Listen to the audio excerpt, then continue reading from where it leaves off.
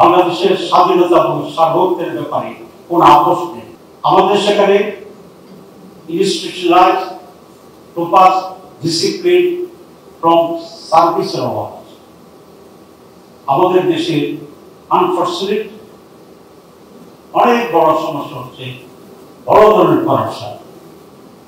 এই সমস্ত বিষয়গুলিকে যদি আমরা অ্যাড্রেস করতে পারি তাহলে বাংলাদেশ বিশ্ব একটি টাইগার হিসাবে অল্প সময়ে আবির্ভূত হতে পারবে।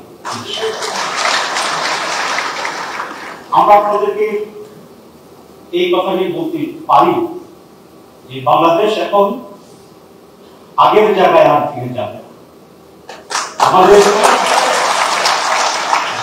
4 কোটি ইউথ ভোটার, আমাদের ইউথের ভিতরে একটা বিষয়, ওয়ালটন এখন দেশের সীমানা পেরিয়ে পৌঁছে গিয়েছে 50টিরও বেশি দেশে। ওয়ালটন, ঘরে ঘরে বিশ্বজুড়ে।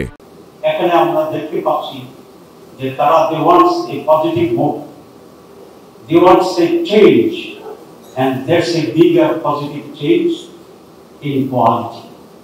আগামীতে যারা নেতৃত্ব দেবে রাজনীতিতে এবং দেশ শাসন, তাদেরকে ইউথদের এই সেন্টিমেন্টকে রেসপেক্ট করে অগ্রসর হতে হবে, নতুবা তাদের জন্য বারবার জুলাই ফিরে আসবে।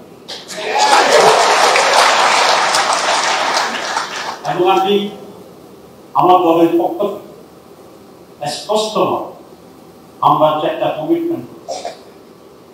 প্রথম, বাংলাদেশের স্বাধীনতা এবং সার্বভৌমত্বের ব্যাপারে কোন আপোষ নেই। চ্যালেঞ্জ যতই বড় হোক, যতই ছোট হোক, যতই দূর থেকে হোক, যতই কাছে হোক। নাম্বার 2, আমরা সাস্টেইনেবল ডেমোক্রেসির ব্যাপারে ওয়াদাবদ্ধ। নাম্বার 3, একটি ফেয়ার, ক্রেডিবল, পার্টিসিপেটরি। এই পার্টিসিপেটরি অর্থ আওয়ামী লীগ সহ নহে।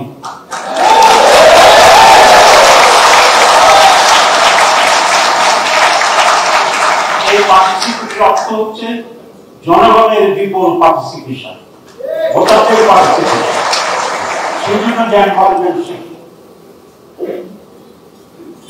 4,